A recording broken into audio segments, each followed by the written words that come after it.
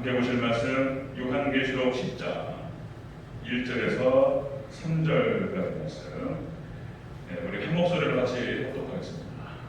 요한계시록 10장 1절에서 3절 한 목소리를 같이 읽습니다. 시작. 내가 또 보니 힘센 다른 천사가 구름을 입고 하늘에서 내려오는데 그 머리 위에 무지개가 있고 그 얼굴은 해 같고 그 발은 불기둥 같으며 그 손에는 펴놓은 작은 두루마리를 들고 그 오른발은 바다를 밟고 왼발은 땅을 밟고 사자가 부르짖는 것 같이 큰 소리로 외치니 그 외치는 데에 일곱 우레가 그 소리를 내어 말하더라. 아멘. 인사하겠습니다. 아버지 예수님, 예수님의 영예와 평강이 넘치시기를 축원합니다. 아멘.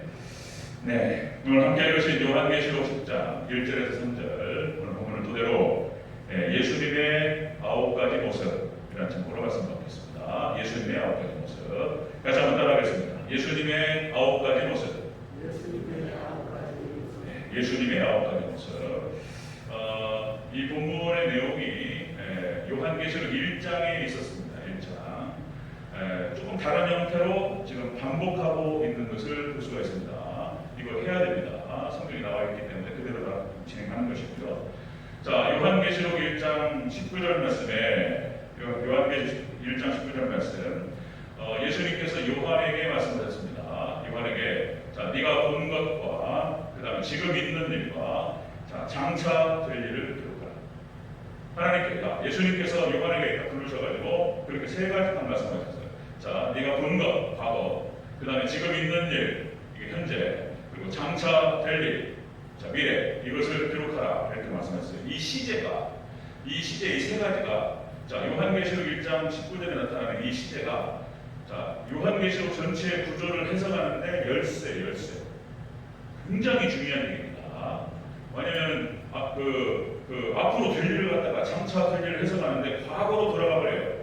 뭐 로마 시대 때로 네로라든지 막 이래버리면 이제 길을 열어버려요. 요한계시록에서 장차 될 일을 앞으로 이루어질 일을 지금 이야기하고 있는 것입니다.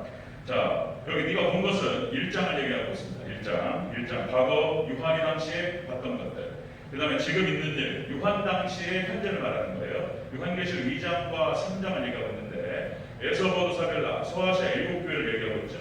근데 이 소아시아 7교회 우리가 살펴봤지만은 이것이 이제 앞으로 교회 시대, 2000년 교회 시대를 상징으로 한 축으로 담았다는 거예요.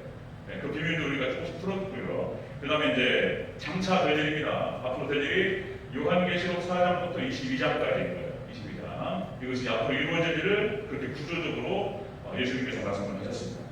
자, 우리가 이제 2장, 3장 살펴보고 그 다음에 요한계시록 4장과 5장 천국 모습을 봤습니다.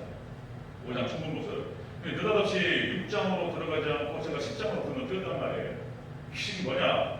요한계시록이 지금 이제 서두에서 말씀을 드렸다시피 그러니까 요한계시록이 구조적으로 순서대로 순차적으로 기록하지 않았어요. 이게 마치 이게 쭉 기록을 해놓고 뒤섞어버렸다는 그런 느낌을 갖는 거예요. 전혀 논리적으로 순서에 맞지 않습니다. 자, 여러분들, 자, 요한계시록 4장과 5장의 천국 모습인데 6장에서 7인을 말하고 있습니다. 7인. 이제 하나님께서 심판하시는 거예요. 7인. 6장이 7인이고요. 그 다음에 7장에 14만 4천에 대해서 얘기하고 있어요. 전혀 논리적이지도 않고 14만 4천이라고 하는 것은 지금 신천지 사람들이 자기들 얘기한다고 그러는 거예요. 자기들 얘기 아니에요. 14만 4천이. 그러니까 이것은 14만 4천이라고 하는 숫자는 구약의 12지파와 신약의 12사도 주의 종들을 말하는 거예요. 이걸 곱한 수가 14만 4천이 되는 거예요. 그리고 곱하기 1000. 완전수. 그렇게 해가지고 주의 종을 얘기하고 있는 거예요. 14만 4천. 전혀 딴 얘기를 하고 있는 거예요. 지금. 마지막 때 여러분 요한계시록을 잘 읽으시고 잘 이해하시고 그렇게 하셔서 마지막 우리가 시험을 이기는 거예요. 종말을 이길 수 있기를 주의 이름으로 축원합니다. 14만 4천이 그런 거고요. 그 다음에 8장과 9장에서 7나팔을 얘기하고 있어요. 그러니까 순차적으로 읽으면 이해가 안 되는 거예요. 오늘 10장은 뭐냐면 자, 4장과 5장, 요한계시록 4장과 5장에 이어서 10장으로 넘어가서 요한계시록의 중요성을 얘기하는 거예요. 요한계시록의 중요성. 이것이 얼마나 중요한지. 자, 우리 읽어볼까요? 9절부터 11절까지. 요한계시록 이거를 읽고 자, 다시 일어나. 이런 얘기거든요. 9절 10절 같이. 9절 10절 11절 함께 있습니다. 시작. 내가 천사에게 나아가 작은 두루마리를 달라 한즉 천사가 이르되 갖다 먹어버리라. 내 배에는 쓰나 내 입에는 꿀같이 달리라 하노라. 내가 천사의 손에서 작은 두루마리를 갖다 먹어버리니 내 입에는 꿀같이 하나 먹은 후에 내 배에서는 쓰게 되더라. 그가 내게 말하기를 네가 많은 백성과 나라와 황한과 임금에게 다시 미언하여야 하리라 하더라. 아멘. 요한계시록 10장은 그래서 계시록의 중요성을 얘기하는 거예요. 그래서 이것을 우리가 다 잘 알고 이제 예수님의 놀라우신 그 능력도 보고 그리고 이제 대환란에 대한 얘기를 들어가는 거예요. 자, 그런 순서적으로 제가 진행하도록 하겠습니다. 자, 오늘 본문에 예수님의 9가지 모습이 나타납니다. 이것은 1장에서 나타났던 예수님의 모습에 대해서 반복하고 있습니다. 반복. 자, 그 특징을 좀 살려가면서 오늘 5가지만 보도록 하겠습니다. 다 못 보고 시간이 5가지만 보도록 하겠습니다. 자, 예수님의 9가지 모습. 첫 번째로 힘센 다른 천사의 모습으로 나타났습니다. 힘센 천사의 모습입니다. 1절 초반부를 같이 읽겠습니다. 10장 1절 시작. 내가 또 보니 힘센 다른 천사가 아멘. 힘센 다른 천사가 나타났습니다. 이 천사가 누구냐 말이에요. 이 천사가 바로 전능하신 예수님을 상징적으로 보여주는 거예요. 예수님이 이 천사가 예수님을 보여주고 있습니다. 자, 천사는 여기서 실제 천사가 아니고 예수님의 전능하신 모습을 상징적으로 보여주고 있는 것이고요. 그래서 우리가 이제 이런 표현을 우리 그런 찬양 있죠. 번세 능력 무하라서 모든 싸움 이기고 뭐 이런 찬양 있죠. 이게 이제 예수님 힘센 천사로 나타나시는 거예요. 성경에 예수님에 대한 상징과 모형이 자 204개가 나와요. 204개. 예수님을 보여주고 있는 모형 자체가 204개예요. 주석에서 그렇게 얘기하니까 주석가들이 그러니까 저도 그렇게 아는 거죠. 예수님에 대한 상징과 모형이 그렇게 많은 거예요. 구약 성경에 몇 개만 봐도 그렇습니다. 그리스도의 모형 말씀드렸는데 어린 양이 예수님이시잖아요. 어린 양이 예수님이시고 그 다음에 성막이 예수님입니다. 성막이 예수님이고 그 다음에 휘장이 예수님이에요. 예수님이 운명하실 때 휘장 쫙 찢어있잖아요. 예수님이 몸이 찢기시는 걸 상징적으로 보여줍니다. 휘장이 예수님이고 언약궤가 예수님이에요. 언약궤 예수님이고 속죄소가 예수님이고 분향단이 예수님이고 아사셀 염소가 예수님이에요. 그 다음에 유월절 자체가 예수님을 상징적으로 보여줍니다. 예수님 어린 양을 잡아서 그 피를 눈설주에 바르면은 죽음의 사자가 하나님께서 그걸 지나가시는 거예요. 이 피가 없으면 다 죽어요. 이게 유월절이었습니다. 그 다음에 광야의 놋뱀이 예수님이에요.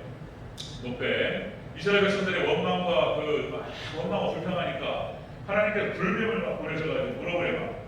이 불뱀은 그때 말씀드렸듯이 마치 볼펜만한 그런 뱀을 말하는 큰 뱀이 아니고 볼펜만한 작은 뱀인데 기어다니면서 물면 죽습니다. 몇 초 안에 죽는 거예요.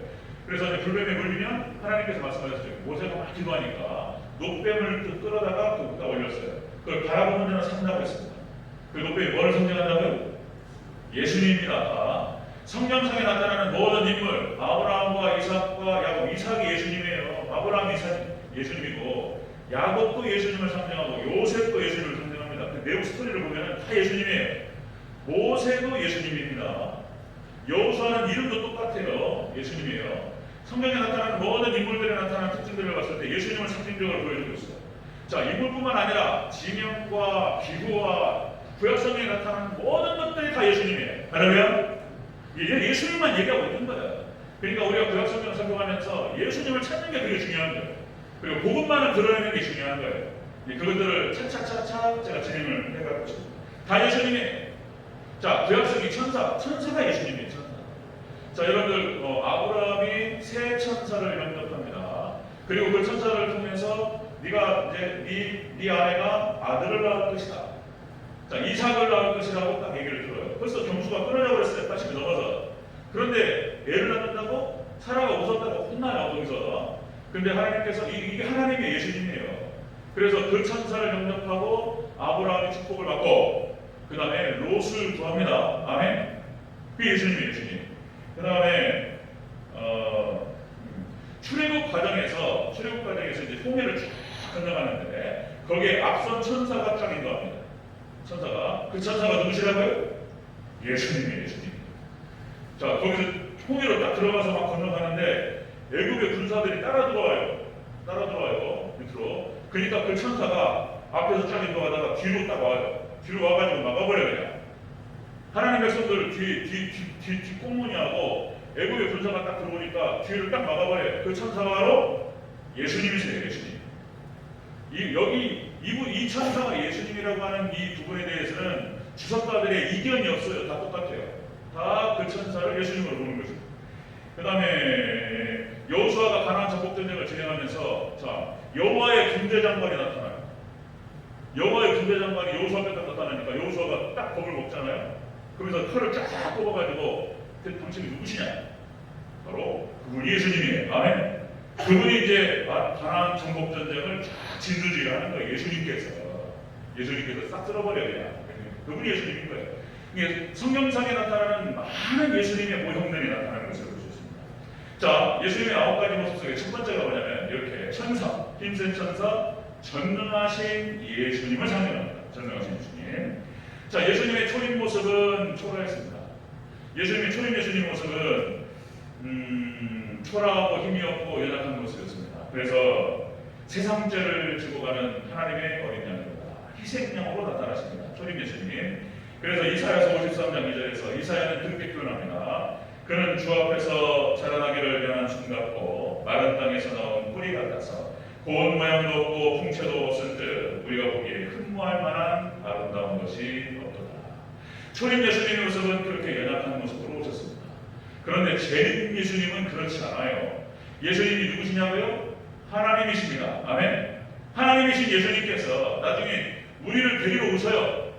하나님 백성들, 참된 백성들, 교회를 데리러 오셔요. 그리고 교회를 괴롭혔던 자들을 심판하시는데 예수님 잘 보십니다. 그때 예수님께서는 하나님으로 오세요. 하나님의 권능으로. 빌립보서 2장 6절 예수님을 이렇게 표현합니다. 그는 근본 하나님과 본체이시나 하나님과 동등됨을 취할 것을 여기지 아니하시고 오히려 자기를 비워 종의 형체를 하리사. 십자가에 죽기까지 복종하셨으니 그죠? 예수님께서는 하나님의 본체이신 줄을 믿으시기를 축원합니다. 예수님, 전능하신 예수님으로 오시는 거예요. 자, 예수님의 9가지 모습 첫 번째가 뭐냐면 전능하신 모습으로 나타나십니다. 두 번째 예수님의 9가지 모습 두 번째 다시 오시는 예수님이에요. 다시 오시는 예수님, 재림하실 예수님입니다. 1절 초반부를 다시 한번 보겠습니다. 1절 초반 시작. 내가 또 보니 힘센 다른 천사가 구름을 입고 하늘에서 내려오는데 아멘. 이분이 구름을 타고 오십니다. 이 천사 구름을 타고 쫙 내려오십니다. 이 구름이라고 하는 것은 하늘 영광을 상징적으로 보여줍니다. 구름이라고 하는 것은 이게 이제 쉐키나 영광이라는 표현을 쓰는데 쉐키나 이 구름이 시내산에 모세가 십계명을 받으러 왔을 때 구름이 시내산에 임했어요. 하나님께 임하시는 거예요. 시내산에. 그 다음에 성막을 듣고 하나님께 드렸더니 성막 안에 구름이 꽉 차고 성막 위에 구름이 쫙 임했습니다. 하나님이 하신 거예요. 구름으로 임하셔요. 예수님 승천하실 때 구름 타고 올라가셨습니다. 아멘. 구름 타고 쫙 올라가시고 예수님 재림하실 때 구름으로 하나님 영광으로 임하실 줄로 믿습니다. 이 구름, 힘센 천사가 구름을 타고 오는데 하늘에서 예수님인 거예요. 예수님. 자, 사도행전 1장 8절 성령이 너에게 임하시면 같이 한번 우리 암송해 보겠습니다. 시작. 성령이 너에게 임하시면 너희가 권능을 받고 예루살렘과 온 유대와 사마리아와 땅끝까지 이르러 내 증인이 되리라 하시니라. 아멘. 사도행 1장 8절 그렇게 말씀하시고 9절부터 11절까지 뭐라고 말씀하시냐면 이런 말씀. 이 말씀을 마치시고 그들이 보는 데서 올려져 가시니 구름이 가려 보이지 않게 되더라. 아멘. 이 말씀을 하시고 올라가셨어요. 구름 타고 쭉 올라가시고 사도행 1장 9절에 나타나는 말씀. 자, 마태복음 24장 30절. 자, 그들이 인자가 구름을 타고 능력과 큰 영광을 오는 것을 보리라. 예수님께서 구름을 타고 이 땅에 심판으로 오실 줄 우리가 보게 될 줄로 믿습니다. 예수님 하신 말씀이에요. 구름을 타고 오십니다. 자, 요한계시록 1장 7절. 볼지어다 그가 구름을 타고 오시리라. 각 사람의 눈이 그를 보겠고 예수님께서 쉐키나의 영광 구름을 타고 이 땅에 오신다. 그러니까 지금 이렇게 표현하고 있는 거예요. 지금 교회 10장에서는. 자, 예수님은 하나님이십니다. 하나님과 동등하신 분이시다. 예수님이 또 하신 말씀이에요. 요한복음 10장 30절. 나는 아버지와 하나이니라. 아멘. 예수님께서 이렇게 말씀하셨다. 나는 아버지와 하나이니라. 그러니까 그 말을 듣고 있던 바리새인과 사두개인이 천남하도다. 저런 정신 나간 사람이 있는가 막 이렇게 이해를 못했어요. 예수님이 난 아버지와 하나이다 이런 얘기하니까 이해를 못했어요. 이해 못할 만한 것 같죠? 이해 못할 만한 것 같아요. 여러분들 예수님께서는 하나님이십니다. 하나이다 이렇게 말씀하고 있어요. 자, 예수님의 9가지 모습, 전능하신 예수님, 그리고 여러분 재림 예수님으로 이 땅에 오십니다. 10장에서 얘기하는 거예요. 그 예수님이. 자, 세 번째 보겠습니다. 예수님의 9가지 모습 세 번째, 무지개를 들었다는 거예요. 무지개를 들으신 모습이에요. 또 한번 보겠습니다. 1절에 다 보여드리겠다. 자, 일단 처음부터 읽겠습니다. 시작. 내가 또 보니 힘센 다른 천사가 구름을 입고 하늘에서 내려오는데 그 머리 위에 무지개가 있고, 아멘. 그 머리 위에 그 무지개가 있습니다. 이 무지개는 또 뭐라고 했죠? 바로 노아 홍수 심판이 끝나고 무지개가 쫙 둘러섰다. 이 무지개는 자, 하나님의 언약을 상징합니다. 그러니까 이 모습은 뭐냐면은 언약을 성취하시는 예수님의 모습을 상징적으로 보여줍니다. 언약을 성취하시는 예수님의 모습. 자, 여러분들 하나님께서 역사하실 때는 그 패턴이에요. 성경 전체가 그거예요. 자, 하나님께서 역사하실 때 패턴이 뭐냐면은 말씀하시고 약속하시고 그 약속을 성취하시는 형태로 역사하세요. 그게 하나님의 역사 방식이에요. 먼저 말씀하시고 약속하세요. 그리고 그 약속을 성취하시는 형태. 여러분들 하나님의 약속과 하나님의 말씀은 그대로 성취될 줄을 믿으시기를 축원합니다. 하나님의 말씀과 약속은 성취돼. 그리고 구약 성경을 옛 언약이라고 표현하는 거예요. 신약 성경을 새 언약이라고 표현하고 약속인 거예요. 구약 성경 전체가 약속이에요. 그게 구약이라는 표현을 써요. 옛 언약, 그 다음에 신약 성경은 새 언약, 그 다음에 요한계시록을 다시 오실 예수님에 대한 약속인 거예요. 다시 오실 예수님이. 자, 요한계시록 전체가 예수님께서 다시 오셔서 재림하셔서 어떤 일이 벌어지는가에 대한 그 약속과 말씀이 기록된 그 요한계시록인 거예요. 자, 그 말씀 하십니다. 자, 여러분들 노아의 홍수 심판도 미리 약속되었던 거예요. 하나님께서 에녹에게 나타나셔서 에녹이 65세 때 무두셀라를 낳습니다. 그죠? 여러 번 말씀드려서 잘 아실 겁니다. 자, 여러분들 에녹에게 하나님께서 임하셔서 무두셀라를 낳고 이 무두셀라라고 하는 그 이름이 그 뜻이에요. 이 아이가 죽을 때에 심판이 온다는 뜻이에요. 이 아이가 죽을 때 심판이 온다. 무두셀라. 그래서 자, 에녹이 이게 징조예요. 그래서 이 무두셀라가 징조였던 거예요. 이 아이가 죽는 순간 심판하신다. 무두셀라가 이 아이만 보면서 영적으로 깨어있을 수 있었다는 거예요. 징조가 있을 때 우리가 깨어 일어나는 거예요. 아멘. 그리고 우리 마지막 때 재림 징조가 나타나요. 예수님 마태복음 24장이 징조예요. 15가지 연속적 징조가 나타나요. 예수님께서 나타나실 때 재림하시기 전에 그 징후가 나타나요. 징후가 지진이 나타나고 또 전염병이 돌고 이런 거예요. 지금 이 코로나가 재림 징조라고 봐야 되는 거예요. 사람들의 사랑이 식어지고 성적으로 타락하고 이런 일이 벌어지는 거예요. 15 연속적 징조. 자, 노아의 홍수 심판도 무두셀라가 죽던 그해 969세 하나님께서 1000년을 기다리셨어요. 1000년을 기다려. 969세 그 무두셀라가 죽던 해 홍수가 시작됩니다. 정확하게 그 죽던 해. 그것도 노아의 홍수 심판에 비 오는 기간이 며칠인지 아세요? 그게 40일이에요. 40일. 고통의 수가 다 40일이다. 놀랍습니다. 성경에 나타나는 그 숫자만 알아도 숫자의 의미만 알아도 성경 해석에 굉장히 도움이 돼요. 벗어나지 않아요. 정확하게 40일 동안 내립니다. 그 다음에 또 여러분들 하나님께서 아브라함과 언약하시죠? 내가 이 땅을 너와 네 자손에게 주리라. 하나님께서 언약하셨던 12장에 나타나고, 자, 창세기 15장에 횃불 언약을 통해서 아브라함과 언약하셔요. 그리고 그 언약하신 말씀 창세기 15장에서 미리 다 얘기하셨어요. 다 15장을 읽어보시면 창세기 전체 스펙트럼이 다 나와요. 이야기가 창세기 15장에서 네 자손들이 애굽으로 건너가리라. 거기 400년 430년 동안 있다가 너희가 다시 돌아오리라. 그 얘기가 창세기 15장에 다 나와요. 그 약속대로 창세기 출애굽기 20년이 다 전체적인 얘기가 거기에 다 나와요. 그 약속대로 말씀대로 성취하신 줄로 믿습니다. 약속하시고 성취하시고 뭐 그런 얘기 이삭에게 그 약속을 확인하시고 야곱에게 확인하시고 그다음 이스라엘 백성들에게 확인하시고 그리고 여호수아서 21장 45절 그거 보고 제가 그냥 깜짝 놀랄까 그랬잖아요. 그전엔 안 보였다가 여호수아를 쫙 읽는데 이게 딱 걸리면서 혈압이 터지는 줄 알았어요. 그냥 깜짝 놀라가지고 여호수아서 21장 45절 이렇게 기록됩니다. 여호와께서 이스라엘에게 말씀하신 것이 하나도 남음없이 다 응하였더라. 이스라엘 백성들이 가나안 정복 전쟁을 다 정복으로 마치고 이스라엘 백성들이 다 기업을 다 분배받았어요. 뭐 르벤 어디로 들어가고 시몬 어디로 들어가고 레위 어디로 들어가고 다 지리하게 쫙 기록해요. 뭐 레위 자손이 뭐 몇 명이 어디로 들어가고 무슨 말인지도 모르겠어요. 그리고는 싹 분배받고 이스라엘 백성들, 이스라엘 자손들이 가나안 땅에 싹 분배받고 들어간 다음에 마지막 이걸 딱 기록하는 거예요. 자, 여호와께서 이스라엘에게 말씀하신 것이 하나도 남음없이 응하였더라. 아멘. 하나님께 약속과 말씀이 그대로 성취됐다는 말씀 하시는 거예요. 우리가 천국 가면 천국에서 이 말씀을 들을 줄로 믿습니다. 약속하신 말씀을 우리에게 성취하셨다. 이렇게 되는 거예요.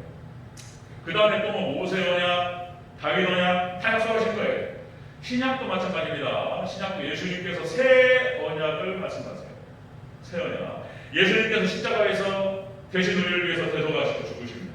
그리고 예수님께서 새 언약을 말씀하세요. 새 언약. 그게 뭐냐면 요한복음 13장 34절 35절. 예수님의 새 언약이에요. 이렇게 말씀하십니다. 새 계명을 너에게 주노니 서로 사랑하라. 내가 너희를 사랑한 것 같이 너희도 서로 사랑하라. 너희가 서로 사랑하면 이로써 모든 사람이 너희가 내 제자인 줄 아니까. 아멘. 우리가 사랑하면 하나님을 사랑하고 이웃을 사랑하는 그런 삶을 통해서 우리가 예수님의 제자인 줄을 증명할 줄로 믿습니다. 너희가 내 제자인 줄 사랑하라는 거예요. 예수님의 율법과 그 십계명이 예수님의 피 대속으로 말미암아서 똑같은 거예요. 예수님의 십계명이 그러니까 구약에 나타나는 그 율법 마음을 다하고 뜻을 다하고 목숨을 다하여 주 너희 하나님을 사랑하라. 이것이 그 첫째는 계명이요 둘째는 이와 같으니 내 이웃을 내 몸과 사랑하라. 이것이 모든 율법과 선지자의 강령이다. 모든 율법을 딱 압축하면 십계명이 나오는 거예요. 이 율법이었어요. 그런데 예수님의 십자가를 통해서 이 율법이 사랑의 계명이 되어버려요. 그래서 우리는 예수님의 피 공로를 통해서 예수님의 생명이 들어오고 성령 충만을 통해서 우리가 이 율법을 완성할 줄로 믿습니다. 율법대로 살아갈 수 있는 길은 이거밖에 없는 거예요. 우리가 예수님과 완전히 연합돼요. 신비로운 연합 가운데서 예수님의 능력을 가지고 우리가 사랑의 계명을 지키게 될 줄로 믿습니다. 이게 이제 믿음과 연합 여러 가지 받고 설명을 해야 돼요. 자, 세 계명. 자, 예수님의 9가지 모습입니다. 전능하신 예수님.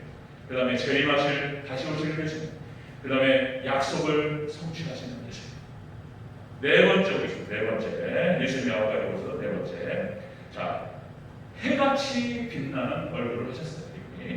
또 한번 봅니다. 1절 시작. 내가 또 보니 힘센 다른 천사가 구름을 입고 하늘에서 내려오는데 그 머리 위에 무지개가 있고 그 얼굴은 해 같고. 아멘. 그 예수님의 모습의 얼굴이 해같이 빛난다는 거예요. 빛납니다. 얼굴이 해같이 빛난다는 거예요. 이거는 영광스러운 예수님의 모습을 보여주는 거예요. 얼굴 해같이 빛나요. 예수님께서 자 이거 베드로와 요한과 야고보 세 제자를 데리시고 변화산에 올라가셔요. 변화산. 그래서 예수님께서 변화산에 올라가셔서 영광스러운 제 예수님을 미리 보여주셨어요. 제자들에게.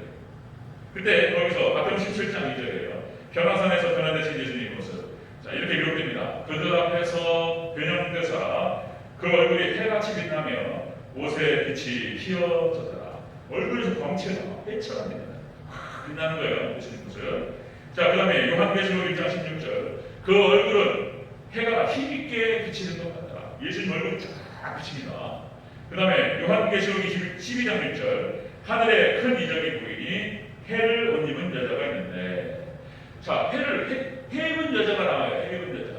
이 해 입은 여자는 오직 예수님 신앙으로 무장한 여자를 말하는, 교회를 말하는 거예요. 교회. 자, 성경에 나타나는 여자들은 다 교회예요. 사라가 교회입니다. 이삭이랑 리브가가 교회예요. 성경적으로 보면요, 기가 막혀요. 리브가가 교회예요. 그 다음에 레아와 라헬이 교회예요. 그게 구약과 신약을 말하는 거예요. 성경에 나타나면 레아는 눈이 어두워요. 신약에서는요 라헬이 이뻐요. 다 선택적인 의미가 있어요. 야곱이 있잖아요. 리브가의 말을 듣고 따라가요. 그리고 장자의 생속권을 받습니다. 리브가 다 주동해요. 그러니까 이게 무슨 말이냐면, 자 여러분들 에서는 들사람이에요. 나가버려 그냥 나가서 돌아다녀요. 그러다가 장자권을 뺏겨요. 유대인을 말하는 거예요. 그 라헬 야곱은 둘째예요. 둘째. 이게 이방인이에요. 이게 이제 장막에 거예요. 야곱이 장막에 거 있다라고 하는 것은 교회에 있는 거예요. 교회에 있어야지 구원받습니다. 아멘. 교회에 딱 있다가 리브가의 인도를 받아요. 그리고 장자권을 얻습니다. 근데 다 성경적으로 보면요, 이 여자가 교회를 말하는 거예요. 그러니까 이제 해입은 여자라고 말했을 때 해를 입었다라고 하는 것은 예수님을 말하는 거예요. 오직 예수님 신앙으로 무장한 교회를 말하는 거예요. 해를 입었다라고 하는 것은. 자, 여러분들 아까 말씀드렸듯이 모세가 예수님을 상징한다고. 모세가 40일 동안 시내산에서 십계명을 받아요. 그러니까 모세가 40일 동안 하나님과 소통했어요. 그러니까 하나님께 가까이 가서 하나님의 영향을 받다 보니까 40일 동안 딱 십계명을 내려오니까 모세의 얼굴이 어떻게 됐다고요? 광채가 모세 얼굴에서 쫙 광채가 나가지고 모세 얼굴이 못 쳐다보는 거예요. 그러니까 수건을 덮어버립니다. 그러니까 모세가 예수님을 상징하는 걸 보여주는 거예요. 그런 모습들. 자, 예수님의 9가지 모습입니다. 예수님. 이 예수님께서 우리 가운데 오셔요. 이제 이분이 우리 신랑입니다. 아멘. 믿습니까? 우리 신랑이에요. 우리 신랑. 네, 우리 신랑이에요. 자, 9가지 모습. 첫 번째, 힘센 천사, 전능하신 예수님. 그 다음에 구름을 타고 오십니다. 이분이 재림 예수님. 그 다음에 무지개를 둘렀어요. 약속을 성취하시는 예수님. 그 다음에 해를 입었어요. 얼굴에 광채가 영광스럽게 빛납니다. 자, 예수님 영광스러운 예수님. 자, 5번째 보겠습니다. 5번째. 자, 예수님 모습, 불기둥 같은 발을 가지셨어요. 불기둥 같은 발. 이게 이제 막 주석, 1장에서는 주석발. 불 붙어가지고 밟아버리면 다 붙어버립니다. 자, 우리 다시 1절 전체적으로 다시 한번 읽겠습니다. 시작. 내가 또 보니 힘센 다른 천사가 구름을 입고 하늘에서 내려오는데 그 머리 위에 무지개가 있고 그 얼굴은 해 같고 그 발은 불기둥 같으며. 아멘. 그 발이 불기둥 같다. 이 불기둥이라고 하는 것은 심판하실 예수님을 상징적으로 보여줍니다. 그래서 불기둥, 불이 활활활 타오르는 그 발로 밟아버려요. 한 발은 바다에 있고 한 발은 육지에 있었습니다. 딱 보니까 예수님이 심판대로 오시는 거예요. 이 불기둥 발이라고 하는 것은 출애굽 시대를 배경으로 말씀하는 거예요. 불기둥 발. 하나님께서 이스라엘 백성들을 출애굽시키시는 과정에서 하나님께서 모세를 통해 가지고 애굽을 초토화시켜버려요. 10개의 재앙을 보내셔가지고 완전히 싹 쓸어버려요. 그냥 하나님의 심판이었어요. 심판. 이스라엘 백성들, 하나님 백성들을 괴롭히고 막 어렵게 만들었단 말이에요. 하나님 가만두지 않습니다. 하나님께서 심판대로 오셔가지고 10개의 재앙을 쏟아붓고 그 다음에 홍해를 건너는 과정에서 바로와 그리고 애굽의 군대들을 몰살시켜버립니다. 하나님께서. 이것은 이 애굽에 오셔서 하나님께서 모세를 보내셔서 10개의 재앙을 쏟아부으신 분들 심판하시는 이 모습이 이것도 마지막 종말에 대한 예표예요. 예표. 어떻게 하나님 백성들을 괴롭히는 자들을 어떻게 하나님이 심판하실 것인가에 대해서 보여주시는 거예요. 마지막 종말 때 우리 교회를 괴롭히고 하나님 백성들을 고난으로 환난으로 끌어갔던 이런 적그리 수도와 거짓 선지자 이것들을 하나님께서 그냥 가만두지 않고 선멸하실 줄로 믿습니다. 상징적으로 예표로 보여주는 거예요. 마지막 종말에 대한 예표. 자, 그 다음에 요한계시록 19장 20절 여기서 표현도 무시무시해요. 그냥 적나라하게 표현해요. 여기서 어떻게 심판하실지. 자, 요한계시록 14장 19절 20절에서 포도주 틀이 나오는데 이렇게 기록됩니다. 천사가 낯을 땅에 휘둘러서 땅에 포도를 걷었어요. 땅에 포도를 걷어가지고 하나님의 진노의 큰 포도주 틀에 던져요. 진노의 포도주 틀에 던져가지고 성 밖에서 그 틀을 발로 밟으니까 그 틀에서 피가 나오는데 피가 나와가지고 말 둘레까지 닿았다는 거예요. 피가 무시무시한 거예요. 예? 그리고 그것이 1600스타디온에 터졌더라. 이렇게 돼요. 이게 무슨 얘기냐면 마지막 때 예수님께서 자 심판하시는 거예요. 심판하시는데 이 심판 대상이 누구냐면 사단마귀를 말하는 거예요. 사단마귀 귀신, 사마귀 심판하시고 적그리스도 심판하시는 거예요. 적그리스도 그다음에 거짓 선지자, 그다음에 이 사단마귀하고 연합된 자들을 말하는 거예요. 사단마귀하고 신비로운 연합을 해가지고 지옥 가는 거예요. 우리는 예수님과 신비로운 연합 가운데서 천국 가는 줄로 믿습니다. 사단마귀와 연합된 자들, 악한 자들 말하는 거, 이들 심판하실 때 이렇게 표현하셔요. 수령이 밟아가지고 피가 그냥 하나님께서 하나님 백성들을 건드는 거예요. 예수님의 신부를 갖다 건드렸어. 그 신랑이 와가지고 가만 줍니까? 가만 안 주죠. 그런 거예요. 제가 요한계시록의 구조가 춘향전의 구조와 똑같다고 말씀드렸죠. 춘향전 구조가 똑같아요. 여러분들 거기 이렇게 기록됩니다. 춘향전 찾아보니까 자 그때가 이제 춘향을 불러가지고 칼을 씌워가지고 수청을 들라 이랬단 말이에요. 수청을 들라. 그러니까 이제 그 춘향이가 이제 그럴 수 없다. 나는 신랑이 있는 사람이다. 유부녀 수청을 들라는 게 말했단 말이에요. 그러니까 내가 결혼식은 못했는데 약혼을 했단 말이에요. 내 서방님이 있어 계시는데 우리 서방님이 한양에 가가지고 장원문자를 해가지고 데리러 온다고 그래놓고 거렁뱅이가 돼가지고 돌아와가지고 희망이 없어. 희망이. 그래도 내 서방님이 계시잖아요. 춘향이가 그 정절을 지킵니다. 저한테 그런 상황에서 그때가 변삭도의 생일날이었습니다. 생일날. 어떤 편지 하나 갖다 나가들었어요. 이방이 읽었어요. 이 편지가 뭐냐면 이몽룡이 보낸 시였어. 시. 이렇게 기록됩니다. 자, 금준미주는 천인현이고 조금만 참고 이거 들어주세요. 네. 금준미주는 천인현이고 금항아리 안에 담긴 좋은 수는 천백성의 수이고 T.O.P. 자, 옥반 가요는 만성보다 옥쟁반의 좋은 안주는 만백성의 고열이라. 총노 락시 민누락이고 촌동이 떨어질 때 백성의 눈물이 떨어지고 가성고저 원성고라. 가무 소리가 들리는 곳에 원성도 돋다라.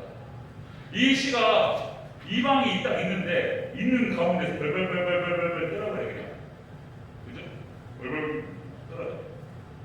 그 시가 딱 끝나자마자 아메마사 칠 거야 나온단 말이야. 그대로 접는 거예요. 그리고 이제 이몽룡이 와가지고 춘향아. 그래서 예수님 오셔가지고 적그리스도 거짓 선지자 악한 자들 다 심판하시고 우리 딱 데리고 지목하십니다. 아멘. 이게 계시록의 구조예요. 그 계시록은 있잖아요. 그래서 무서운 게 아니에요. 우리 하나님 백성들 교회는 이게 기가 막힌 거예요. 기가 막힌 거예요. 이것처럼 기가 막힌 이야기가 없는 거예요. 그런 것입니다. 요한계시록은 순서대로 읽으면 안 됩니다. 순서대로 읽으면 안 되고 섞여져 있습니다. 자, 우리 요한계시 10장, 그래서 일곱인, 일곱나팔, 일곱대접. 이 세 가지, 일곱인, 일곱나팔, 일곱대접으로 쏟아부어 하나님께서 심판으로 그 전에 그 앞에서 우리 예수님께서 우리를 어떻게 구원하시고 천국으로 데려가시고 천국 미리 보여주셔요. 우리 4장 5장에 봤습니다. 우리 천국 가서 우리는 하나님께 예배하고 하나님을 찬양하고 영원토록 하나님과 즐거워하게 될 줄로 믿습니다. 이거 미리 보여주시고 그리고 일곱인, 일곱나팔, 일곱대접 심판을 보여주시고 무서워요. 그러니까 하나님 백성들 교회를 건드렸던 것들은 그냥 제가 같이 먹이 좀 하면 안 돼요. 설교도 안 해서 이제 큰일 나는 거예요. 자, 요한계시록 10장의 내용은 그것입니다. 두 가지입니다. 요한계시록 10장 내용은 첫 번째가 힘있고 능력 있는 예수님을 딱 보여줘요. 심판주이신 영광스러운 예수님이 이분이 우리의 신랑 되시는 분이세요. 두 번째는 이분이 작은 두루마리 책을 딱 가지고 있어요. 그래서 이 두루마리 책과 능력과 권세를 가지고 이 땅에 이들을 심판하시고 그리고 교회를 데려가십니다. 아멘. 우리는 축복합니다. 여기서 중요한 건 뭐냐면 우리가 춘향이처럼 정결한 우리 신랑 되신 예수님에 대한 정절을 지키고 예수님을 사랑하시기를 축원합니다. 예수님 다 붙들고 그리고 약속의 말씀 다 붙들고 그리고 승리하시는 저와 여러분 되시기를 다시 한번 축원드립니다. 아멘.